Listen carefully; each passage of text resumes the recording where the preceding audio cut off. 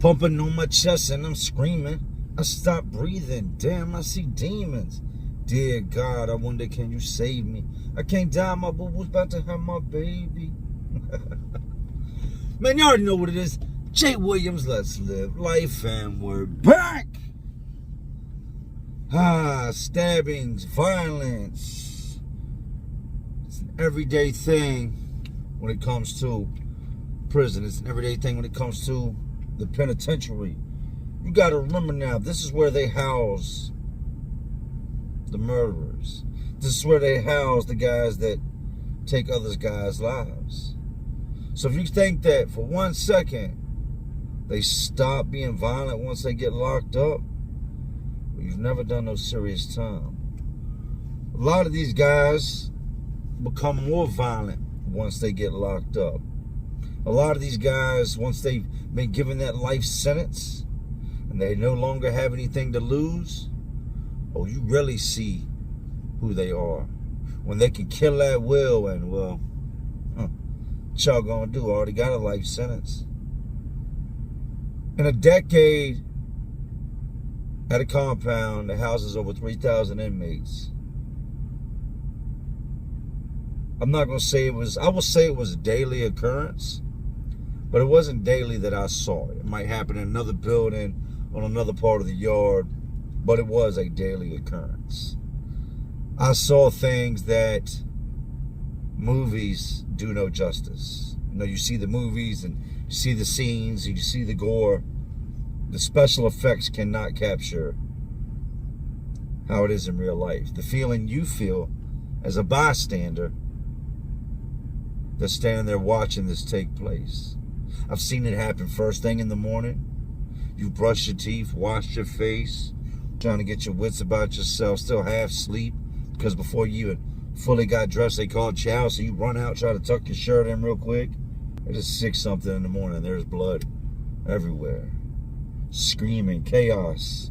People jumping over the rail, jumping over tables, trying to get out the way of this man with this knife. That's what we're going to get into today. Some of the more gruesome, disturbing, scary assaults I saw. And I saw a lot. Some of these I don't know all of the backstory on. I just know what I heard after the fact and what I saw. This is one of those videos that is made to be informative, to let you know what you can expect, to let you know what really happens. It's also one of those videos that's aimed at making you say, oh, hell no. I don't want no parts of that. I don't ever want to live that life. But like we know, everybody ain't gonna listen. And somebody's gotta go. They're throwing up penitentiaries just as fast as they are, if not faster, than they are schools. And the difference in the two, aside from, well, one's a school, one's a prison, is that penitentiary never lets out. At no point ever is it empty. You don't get the summer off. When you go, you go. And you stay there until that piece of paper says you come home. I had a friend recently, this was this past week, was given 25 years. I think this is his 5th bid. He's 46 years old. This will make the 5th time he's been to prison. Had a lot of long talks with him to try to deter him from continuing to do what he was doing. And he just loved that street life. He loved that street money. So now he'll spend the next 25 years in prison and has nothing to show for it. It's not like he's got a giant bag of money stashed away somewhere, no. Nothing to show for it. You catch 25 years at 46 years old, it's a life sentence. I hate to say this, and to anybody watching that's related or loves him, I'm sorry, but I hate to say this, probably won't come home. People generally die around that age in prison. Around that age, when you start having health problems, DOC isn't quick to address your health issues. So if you're having chest pains, well, it might be a week before you see a real doctor. So if you're having a heart attack, chances are you're going to have it in that cell. There's going to be nobody there to save you. So before we get too off track, man, back to what I was talking about, some of the more gruesome, gut-wrenching, disturbing things I saw. No telling how many I've seen over the years. I've seen all types of things used. Plexiglass, big chunks of metal, bone crushers. And they call it a bone crusher because when it goes in, it breaks bones. Ice picks, knives, you name it, I've seen it. And that's what we're going to get into today. With all that being said, you know how to see it. You know how to lived it. So, let's relive it. Real quick, we are back in the Hummer. Now, I'm not going to talk bad on this transmission company. I'm not going to slander them because that's what they're going to say. But be careful who you deal with, man. There are some crooked people out here. I will say this much because I'm not going to say their name yet. Not till the lawsuit's done. These people took my money. Charged me all this money for a transmission. I don't know if I told you I was driving. There was something in the road. It bounced up. It hit the undercarriage of the truck. It looked like an alternator off of another car was laying in the road. And a track trailer ran it over, kicked it up. It was not even my truck. I thought it's a Hummer, big deal. Knocked a hole in the transmission. So I take it to a transmission shop that I've taken many of my trucks to. I take all my work trucks to this place. Been dealing with this place for years. What I did not know is this place had changed owners. No longer had the same staff, employees, all that had changed over. I got my truck back from the first time, and the same day that I got it back, I was driving.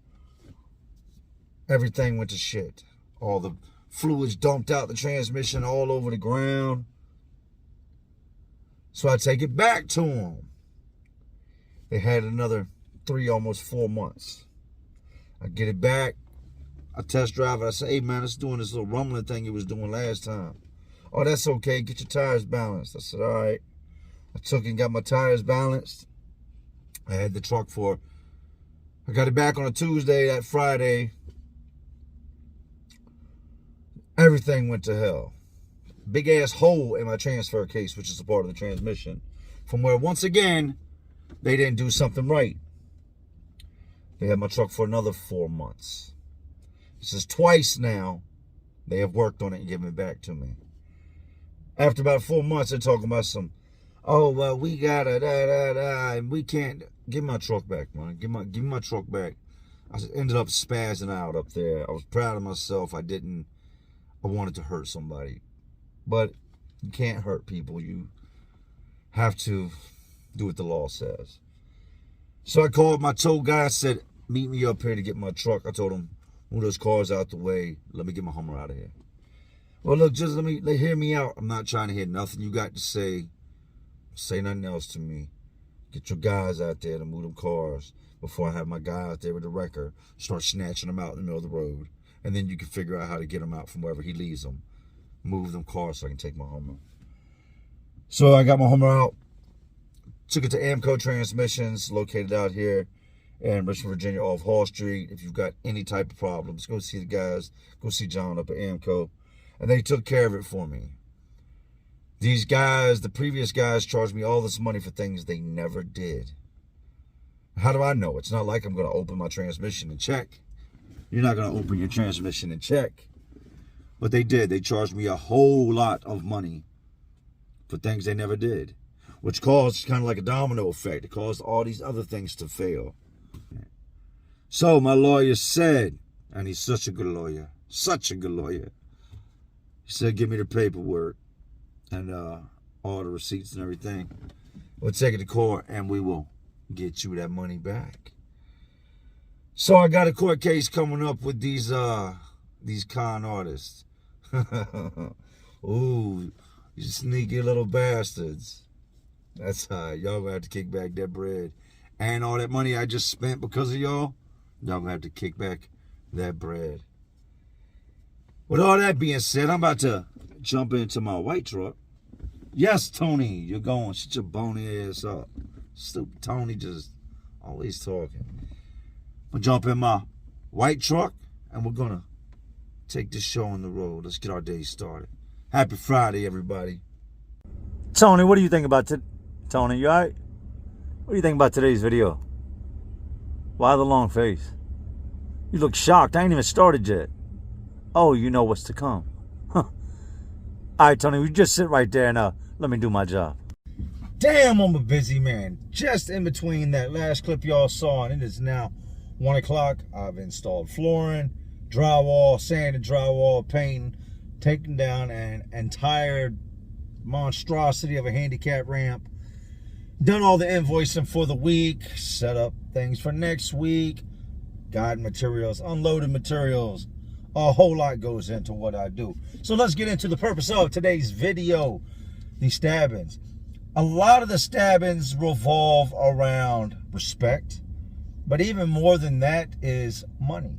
And I've told y'all in the past, a lot of times when you have an issue with somebody, it's the principle behind it, and it's not the money. When it does become the money, that's another whole demon in itself. $50 to you may not sound like a lot of money. You owe a man $50 in prison could be the difference between life or death if he gets that money or not. That money being 2 or 3 days late can get you beat up. You just saying, hey, I'm not paying it, can get you killed.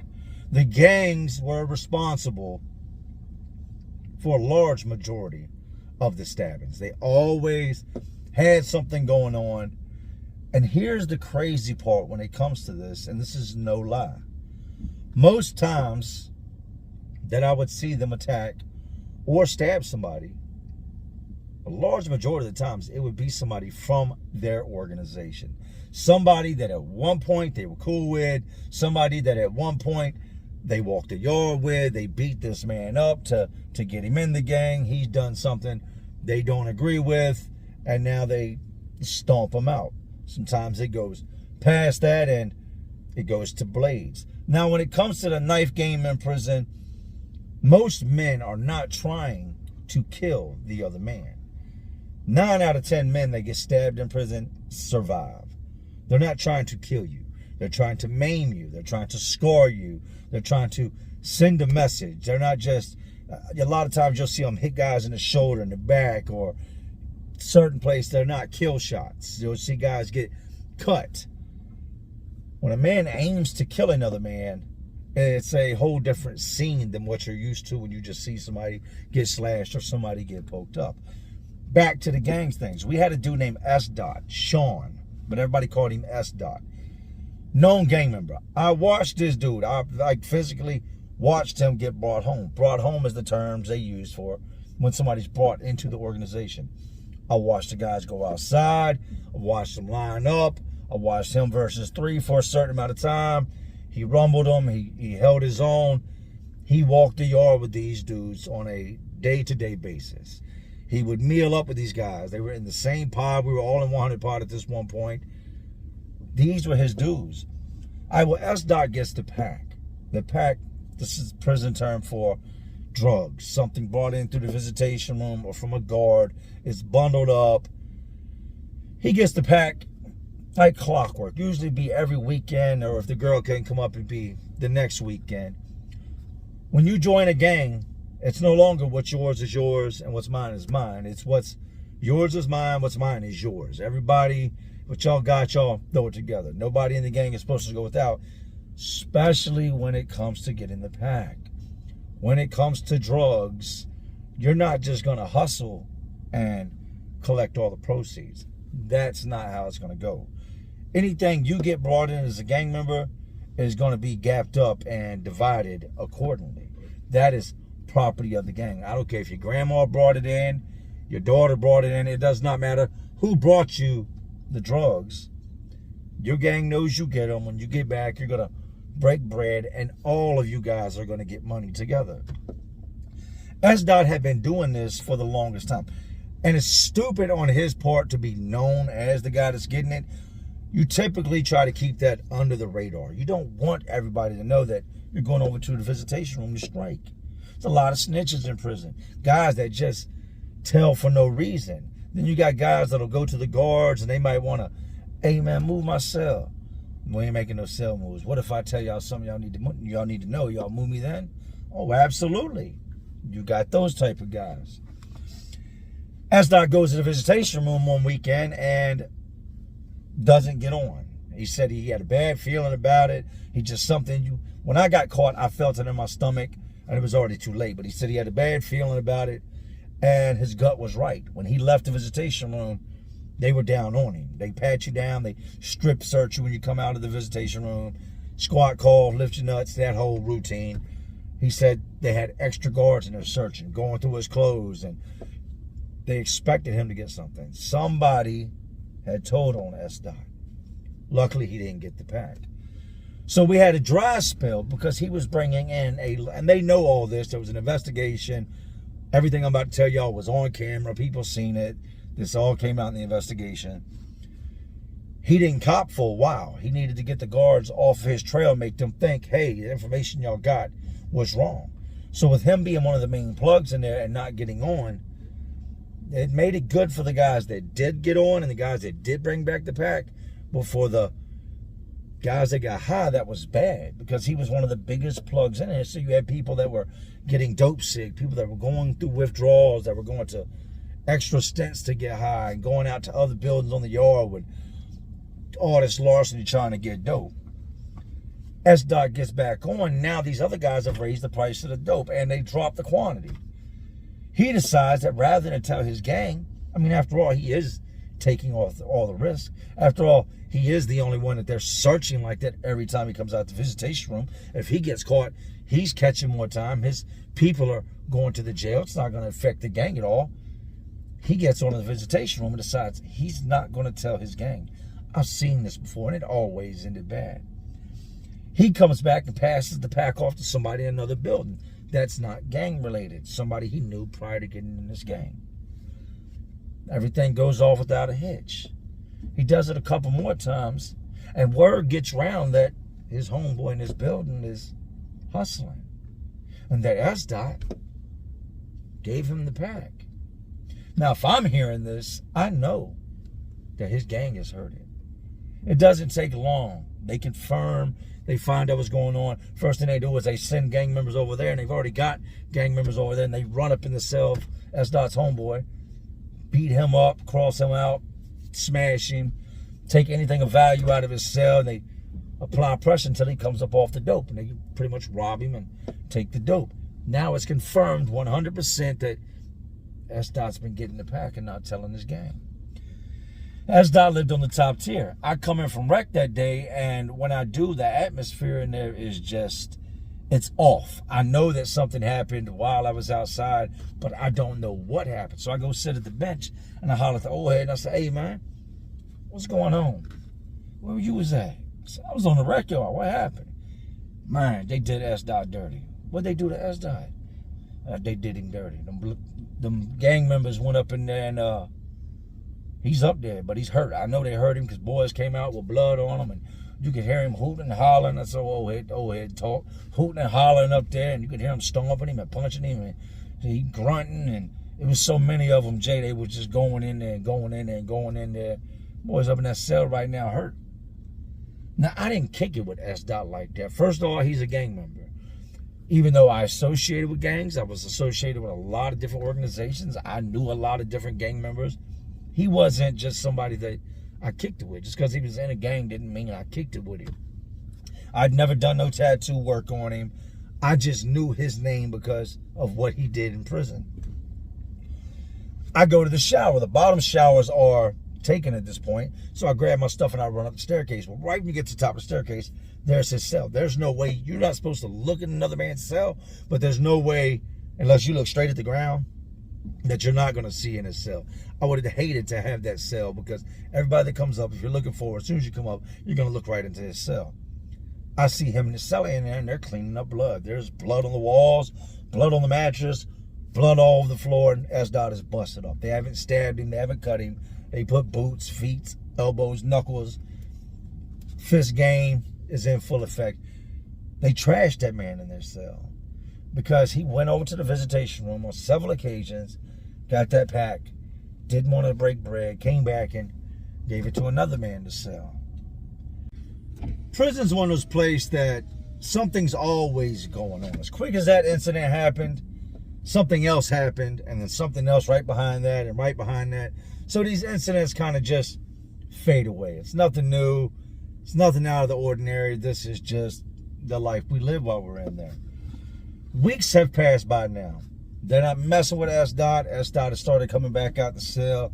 He's going back out on the rec yard. You see the damage left. He keeps his beanie on his head because there's bust marks and split marks all over his head. I don't know if they were hitting him with locks or what they were doing, but his head looked like it took the brunt of the damage. He goes to a maintenance worker, and he didn't come to me. He went to, at this point in time, I had a gang member as a cellmate. He goes to this other maintenance worker and tells this maintenance worker he needs a piece of steel. He's looking to get his hands on some steel. Steel is penitentiary slang for knife. He's looking to make a blade. This maintenance worker goes back and tells one of the little gang dudes, S.Dot came to me about getting a piece of steel, which sends the message to all the gang members, well, the only person he's got beef with is us. So if he's looking to get a piece of steel, and he could have just been looking to protect himself. If he's looking to get a piece of steel, that means he's looking to stab us. And if he's going to stab somebody, chances are it's going to be one of the ones that jumped him, or most likely the guy that sent the order for them to do that. Why go after the puppies when you can go kill the dog? Why go after the ones they were told what to do when you can just go after the man that told them to do it? These guys were not supposed to find out that this maintenance guy telling that was all bad. And I guess he messed with a couple of these dudes. He had no reason to go running his mouth, but he just tells S.Dot, man, I ain't messing with it. They're tight on us over there right now. They were not. It was very easy to get metal out to metal shop. It was very easy to get blades. It was accessible all day long. He spins him and tells him no, but then he goes and tells the gang members exactly what I just told you. These dudes strap up. It has made its way back to S.Dot now that, A, they know you're looking for a piece of metal, so you know what they're going to do. S.Dot pulls a slick move. He goes up to the sergeant's office, tells them whatever he's got to tell them to get moved out of our building. His priority now is to get away from these guys because we all live in the same pod. They could go right up in there and do what they did to him again. There's nobody to stop him. He doesn't want to live around them, doesn't want to be around them, doesn't want the opportunity to just be that openly available to happen again. But the problem is these gang members run the penitentiary as far as the inmates go. This organization in particular was deep. They were the deepest organization on this compound. There was not a single pod at this prison that did not have members of that gang in it. And if there were members in that pod, they always had the most numbers. We're in 7 building. He gets moved to 8 building. Let's get into this Chowhall thing. And I'm telling y'all the story first because I mentioned the first thing in the morning incident. The Chowhall is designed for men to go eat. Some places you eat right in your pod. Some places you eat right in your cell. All the places I've been had Chowhalls. Now, Chowhall is a large open room with a bunch of tables, a bunch of seats. Sometimes it's 4 to a seat, 4 to a table, and the chairs are kind of mounted to it. They come off the side, they got little stools. And then some prisons I've been, it's just long, like metal park benches and just rows where guys just get in where you fit in. You sit down and you eat. That's what the Chowhall is supposed to be. The Chowhall, the yard, staircases, places like that are where you will see the most violence, or in a cell. But the Chowhall is by far, if you don't care about getting caught, one of the places that you're most likely to get caught slipping. But you're going to get caught. There are cameras, there are guards, there are women and men that work for the Department of Corrections that are behind that window, behind that line, that make sure that food is correct and that it comes out the window. Those civilians, and then you got guards, and then you got cameras. But if you can't catch a man on the yard and he no longer lives in the same building as you and you want to get at him, The one place you can do that at is in the chow hall. And the way feeding goes is they'll call my pod in, 7 bill 100 pod, exit for chow. We all leave out. We go over to the chow hall, we eat. You get about 3 to 4 minutes and the guards are going, hey, we got other pods coming in. Stop all the talk and get up out of here. Get up out of here. If you're still eating in a minute, I'm going to take your tray and throw it away. Get up out of here. As you're leaving out or as you're coming in, there are other buildings, other units, other pods, and they're already eating. Now, you never know exactly what building might be coming in behind you. You never know the feeding order. But if you ask a guard, a lot of times the guards will tell you, today it's 7 building, it's 8 building, then it's 9 building. So in being in the chow hall, if you're looking to get somebody, you can get them. In due time, he's going to walk through that door. He's going to get his tray and he's going to sit at one of these tables. They wait on S.Dot. They don't send nobody to get S.Dot. They could have had their gang members run up in a cell over an 8 building and do what they're going to do to him. I think this thing here was more of a send a message to other guys. Not just guys that weren't gang affiliated, but to send messages like to their own as well. We went in that morning and we ate first. They were feeding 7 building. They'd done all the rest of 7 building. And we come in and we're sitting down and we're eating. And I see the guys from 8 building start coming in. And they go to their chairs. And I'm in the last group. There's maybe 20 of us left from my pod still sitting in there. Out of those 20 of us that are left, roughly 12, maybe 13, maybe upwards of 15 of these guys that are lingering around, sitting at the table, taking their time, slowly eating these state-served and dusty-ass potatoes and grits and farina and just the worst. They're taking their time to finish their trays, and the guards telling them, y'all need to hurry up, me included. Y'all need to hurry up and get out of here. We're about to start feeding 8 building. In comes all these dudes, and they get in the line, and they start getting their tray, and I look up, and I see S.Dot. And you can see the fear, you can see the panic. He's not stupid. He knows why they're all here. These are the same guys that ran up in that cell. These are the same guys that were sitting at him last time. He just walked through the chow hall door. Almost our entire building is done feeding. And here sits those guys. Now, when you come in, there's a wall and there's a rail that's about waist height. And you have to follow that rail around the wall until you get to where they push the tray out. And you go through a little turnstile thing, you swipe your ID, and you go through it. And then the next man swipes his ID. That way you can't steal a second tray. S.Dot's in the line, and these dudes are looking at him. And he knows that as he goes around that wall, their tables are positioned right beside that rail. And that as he gets closer, they're going to attack him. He does the only thing that I seen that he could do, that you could think that a man would do in that position. He slides underneath the rail and tries to make his way to the door. At the moment that he dipped his head down at the rail, they were on him. And when I tell you on him, he hadn't fully got his body under the rail to try to come out, to try to exit the chow hall, to try to vacate this room where these guys were waiting on him, and they were on him. It started with them grabbing him as he tried to slide underneath the rail and grabbing him and slinging him out between the tables. At that point, I hear the guard go, stop. And before he could fully finish his stop, hey, y'all stop that, they had jumped on him. Well, while they're on top of him and guys are kicking him and trying to punch him, you've got guys on the opposite side of those guys where the guards can't see that are stabbing this man. This is 4-on-1 with knives. He's on the ground. He's defenseless. He's already being punched when these boys pull out. And at this man just laying there defenseless, already halfway through the process of a better part of 6-7 seconds, feels like a lifetime has passed, and he's probably been punched 30 times, kicked 20 times in that amount of time. These boys start stabbing him. You've got guys that are holding the knife like this, and then you've got guys that are holding the knife like this. They've got S.Dot on the ground. These boys just commence to hit him and stabbing him in the top of his head, and his back, and his neck, and his face, and his chest. I've gotten up from where my table was positioned by the rail. I've gotten up from my table and slid under the rail and entered the group of these guys with 8 building to get the hell away from there. Also, when they run the camera back, I don't want to be seen nowhere in that video footage to be questioned or to be saying that I was a part of anything. So I slide up under the rail with the quickness. Old dude sitting across from me moves 4 tables over, scrambling, trying to get out the way. And these boys are full on. The assault is taking place as they're stabbing him. He's screaming, he's yelling, he's hollering, and they're just commencing to just trying to completely murder him. That guard steps outside the chow hall, and this is common. I've seen it done time and time again. They cannot move in groups of one. They have to move in groups of two. He steps outside the chow hall, locks the chow hall door. Our chow halls are split. You have chow hall A and chow hall B, two different chow halls. He calls the code, runs over to the chow hall, gets an officer, runs back over to where we're at, unlocks the door. Now it's been about 45 seconds.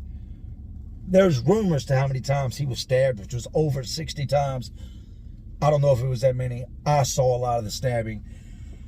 They bring the other guard in. By now, the goons run in. The goon squad runs in. Guards from every available location come running in, and they come down on top of this gang. The guys drop the knives. A couple of them threw the knives, and they pin everybody up against the wall and start cuffing people, and they take them out. Meanwhile, I'm in line with these guys that I don't even know, that are just as shocked at what just happened as I am, and we're just looking. S.Dot's laying on the ground, and the blue jeans he had looked black from the amount of blood that is soaked into him.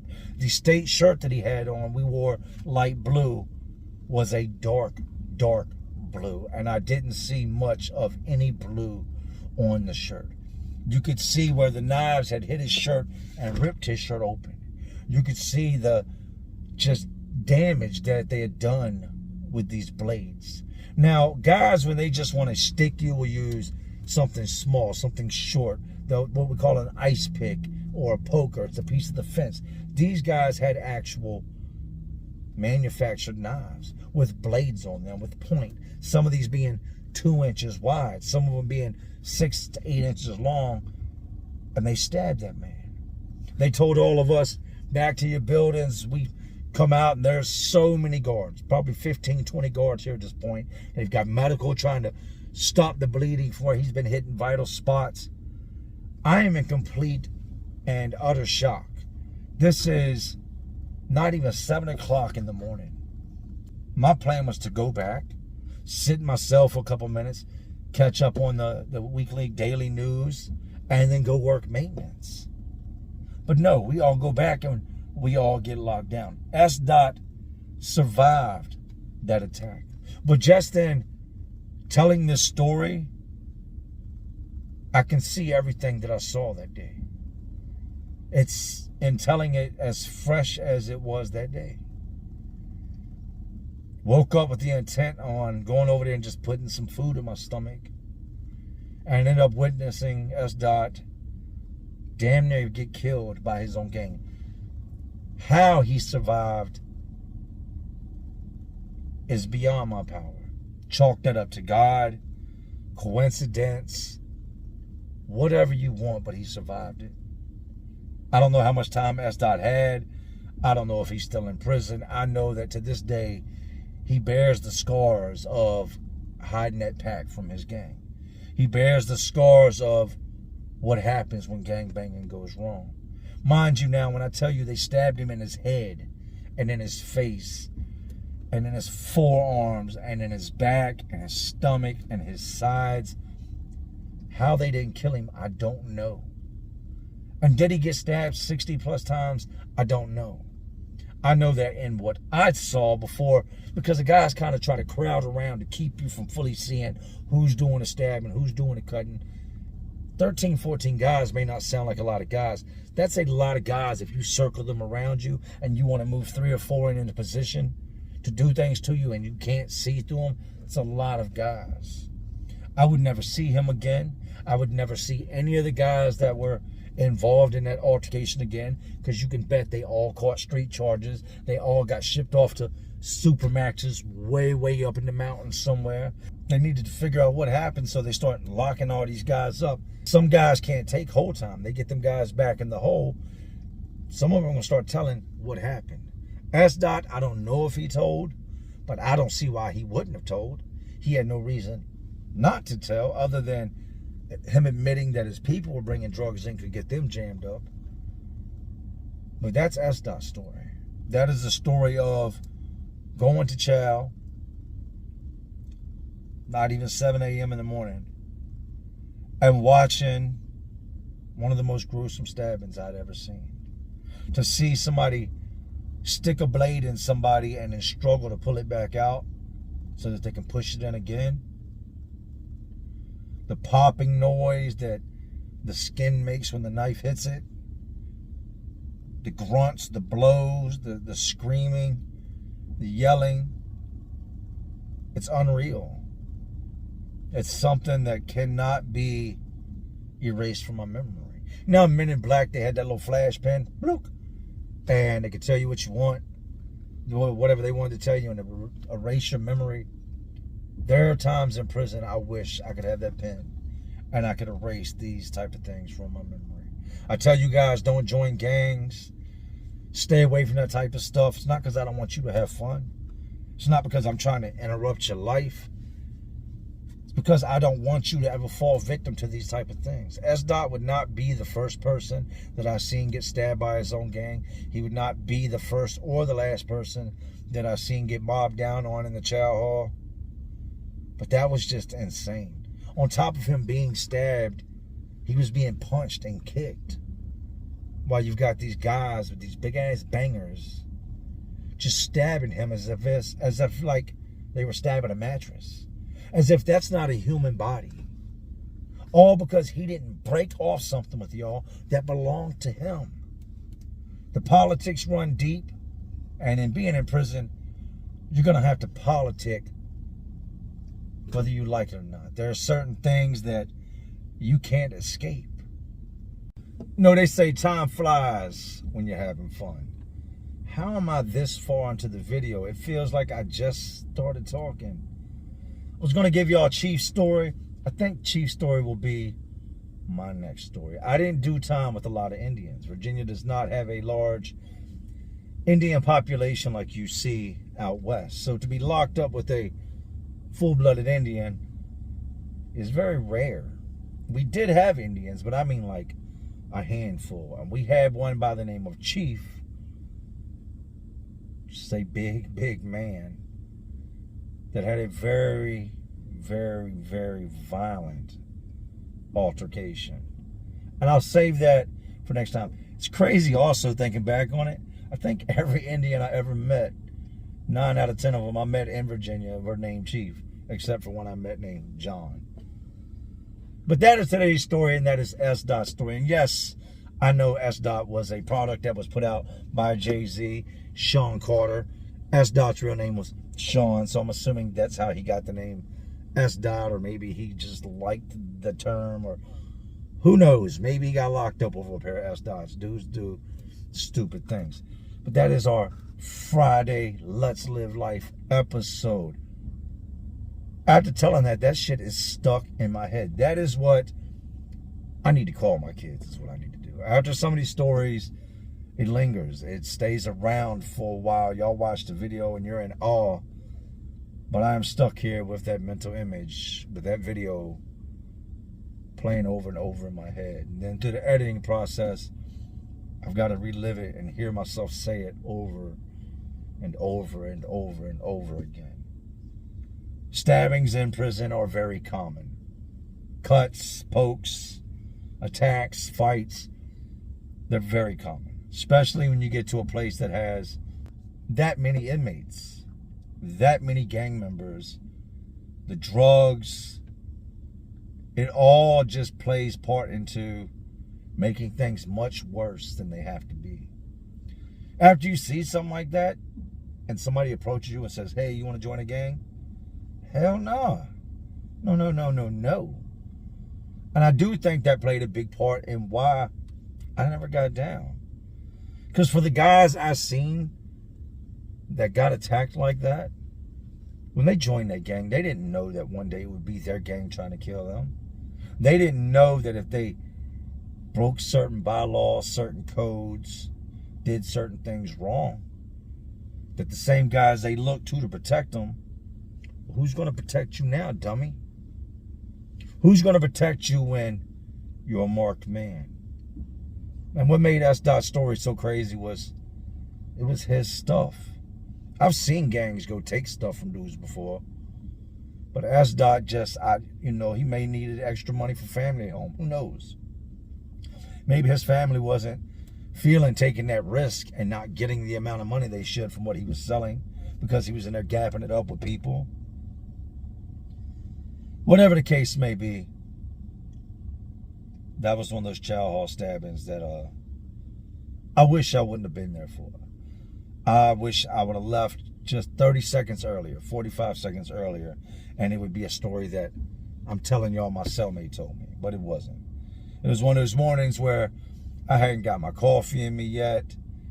I hadn't even fully finished getting dressed when they popped the doors and said, go eat. So I rushed out. Was in the last group of the guys coming in. So of course I'm in the last group of guys leaving the chow hall and then dragging my feet. That would be my morning. But in all fairness, I can only complain but so much. Thank you, God, that I wasn't S.Dot. With all that being said, y'all already know what I'm about to say next. It is Friday, which means it is payday. Gotta get this money. Gotta get the guys paid. Anyways, these jails, these institutions, detention centers, facilities, they're all just crazier worlds inside of a already crazier world we live in. And as always, y'all know what I'm doing. I'm just trying to keep y'all entertained. Are you not entertained? And like always, this is Jay Williams, Let's Live Life. And to all my real ones, and there are some real ones watching, because y'all still watching me. Man, y'all know how we do. Salute. Boney Tony. Happy Friday, y'all. Enjoy your weekend.